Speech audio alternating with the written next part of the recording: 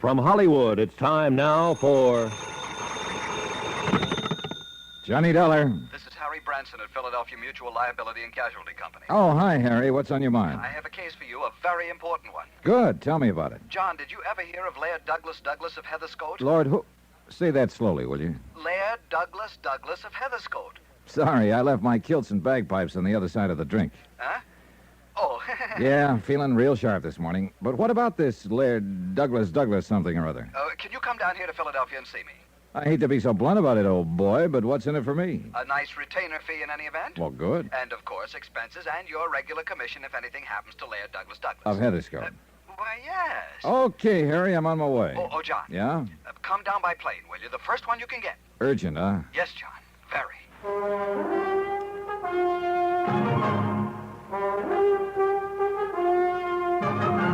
Tonight and every weekday night, Bob Bailey in the transcribed adventures of the man with the action-packed expense account, America's fabulous freelance insurance investigator. Yours truly, Johnny Dollar.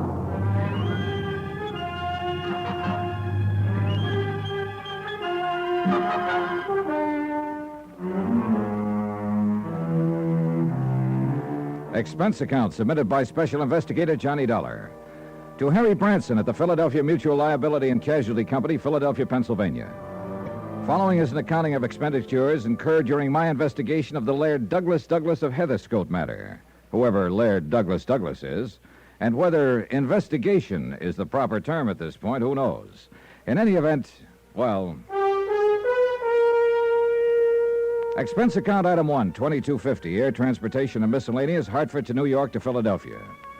For a change, I decided to stay at the Benjamin Franklin, not only because it was convenient to Harry Branson's office on Walnut Street, that is the office of Philly Mutual Liability and Casualty, but because I'd heard it was a nice hotel. It was. And it was convenient to everything else in the center of town. Theaters, good restaurants, nice stores, even a nightclub. Well, anyhow, when I got to my room, I found a half-dozen urgent messages that Harry had called. Pretty good indication that his lordship, Douglas or at least this case, was pretty important. So instead of bothering to unpack, I had the bellboy dump my luggage, tipped him, and was standing there debating whether I'd better forego a quick shower and change of clothes when the phone rang. Johnny Dollar. John, didn't you get my messages? Why haven't you called? I've been waiting to hear from you. What's wrong? Hey, take it easy, Harry. I just this minute got in. Oh. Well, I hope you're coming right on over here to my office. Well, what's the matter? Something happened to this client of yours? No, not yet. But being you're expecting the worst, huh? And look, you still haven't told me a thing about this emergency, or whatever you want to call it. John, it is an emergency because of the time element. You see, why do we waste time on the phone? Well, this was your call, not mine. All right, I'm sorry. I'll be waiting for you. And Harry, I'll be there.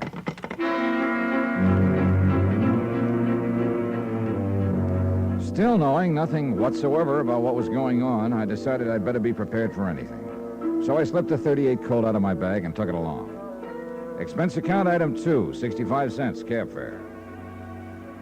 I've said it before when I handled the Amerigo case for him. Harry Branson is a good insurance man, but a worrywart. So I kind of hoped he was making the usual mountain out of the usual molehill this time. However, when my cab pulled up in front of his office building, he was standing, waiting on the sidewalk out front. Hey, I keep the change. Thank you, sir. John, what took you so long? Huh? Thank goodness you're here. Harry, what are you doing out here? Lose your office or just forget the key? I almost wish I had. John, we have a problem. A serious one. Yeah, with Laird Douglas of, Heatherscote. He's up in my office now. Yeah, sounds like international intrigue. Has Scotland declared war on us or something? This is no time for levity. He's up in the office now, and you must take over immediately. It's a very serious situation. Come. Okay. Oh, now, what's it all about? Has Laird Douglas died and... Oh, no, you said he was up in your office. And I'm sure you don't mean just his body. Yes, he's there, with Mrs. Peter Malcolm Kelly Van Pyten. Kelly Van... Huh? Are you kidding? I certainly am not. You see, she insists that you act as his bodyguard. Oh, now, wait a minute, Harry. Unfortunately, or rather fortunately for you, 13th floor, please. Yes, sir. Unfortunately, I said 13th floor, operator. Please, quickly. Yes, sir. So, Harry? Young man, will you please start this elevator immediately? Gotta wait for the signal, sir. Signal?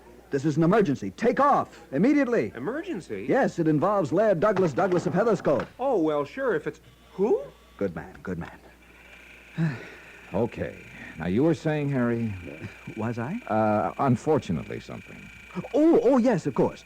Fortunately for you, she was quite cognizant of the fact... Who was cognizant? Mrs. Peter Malcolm Kelly Van Pyton. She knew about the excellent work you did for us in connection with the Ricardo Amerigo case not long ago. Excellent detective work, she called it.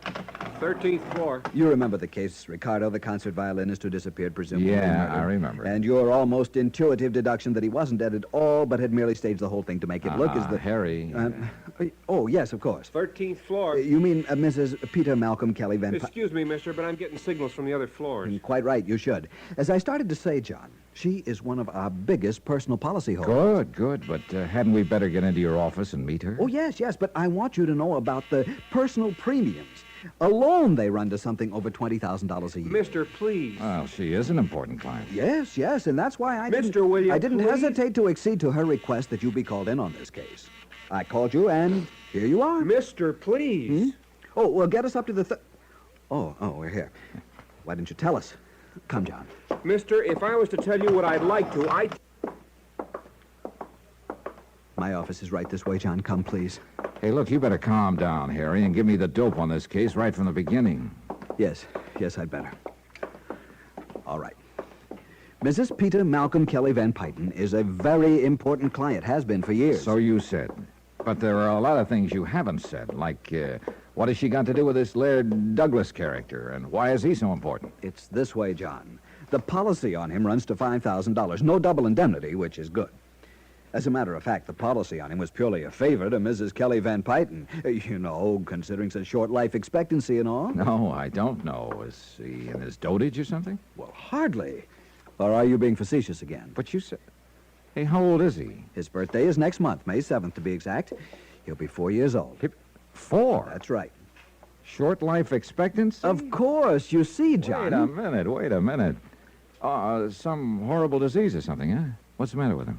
John, you wanted this from the beginning, so I'll give it to you from the beginning. Okay, but Harry, If it hadn't been for Mrs. Van Pyton's own policies totaling something in the neighborhood of $500,000, more in fact, Harry. why, we'd never have written the one on Lord Douglas of Heatherscote. So, now we've cleared that up. Harry, we passed your office 3 or 4 doors ago. Oh, yes. Yeah. But as I'm sure you understand, I wanted to give you some of the background before you talk with Mrs. Van Pyton. After all, you asked for it. Yes, I guess I did. But what you've given me so far has landed me smack dab in the department of utter confusion. And I'm beginning to think maybe I have company. Oh, where? Who? Right here. You, Harry. Now look. Why don't we quietly stroll into your office and let me get the whole thing from Mrs. Kelly Van Pyton herself? Or better still, from Laird Douglas. But you couldn't.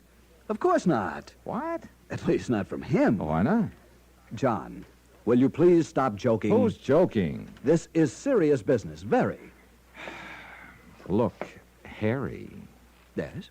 there is one thing I'd like to talk over before we go in to see him. Them, somebody.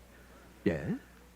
Well, apparently the life and or welfare of this Laird Douglas is in danger. Oh, no doubt about it, no doubt about it.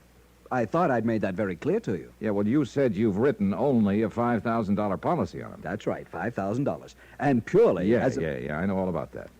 Now, look, I don't want to seem crass about it, Harry, but my commission, if anything were to happen to him, wouldn't amount to a hill of beans. Which is precisely why I told you will be paid a retainer while you're on the case. A most generous A one. generous one? By you? By Mrs. Kelly Van Pyton. How much? Well, John, now mind you, this may not require your services for more than a week or so. As bodyguard, that is. How much? And, of course, she has authorized an expense account. Ah. But, mind you, John, not the usual kind that you seem to have the knack of piling up beyond all reason. Clearly, a completely honest, legitimate accounting... Harry, of that. how much?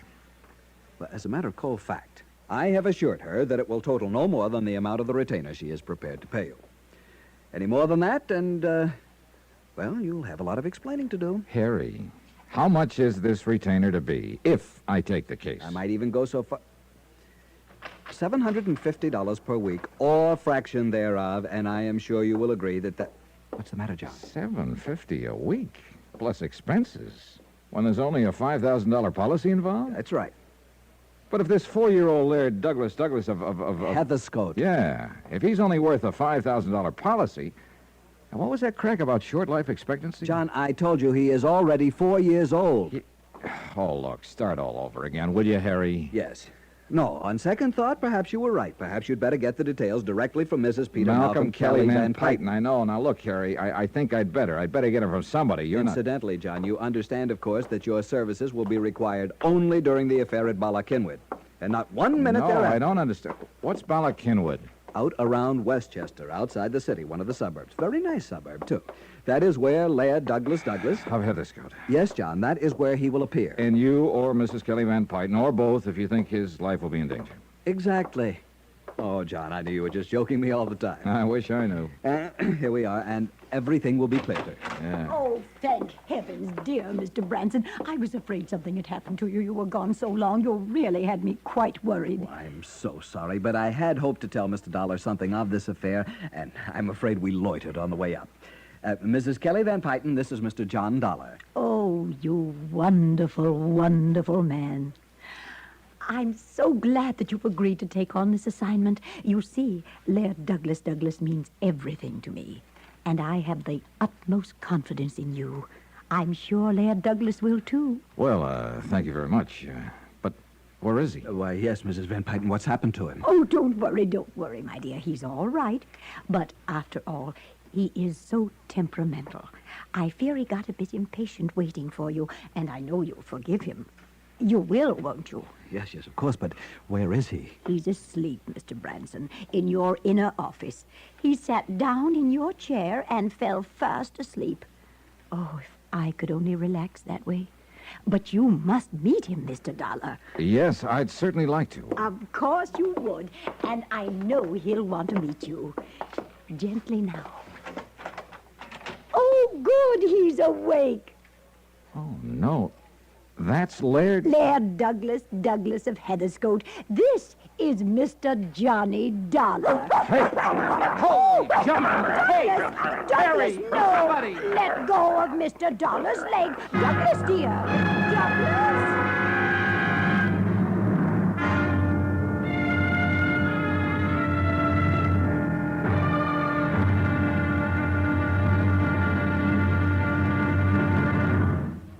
Now, here's our star to tell you about tomorrow's, intriguing?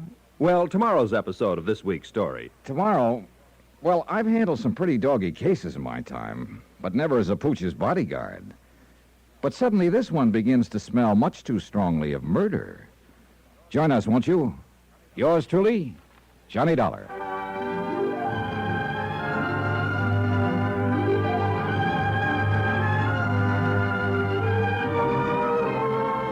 Yours truly, Johnny Dollar, starring Bob Bailey, is transcribed in Hollywood. It is produced and directed by Jack Johnstone, who also wrote tonight's story. Be sure to join us tomorrow night, same time and station, for the next exciting episode of Yours truly, Johnny Dollar. Roy Rowan speaking.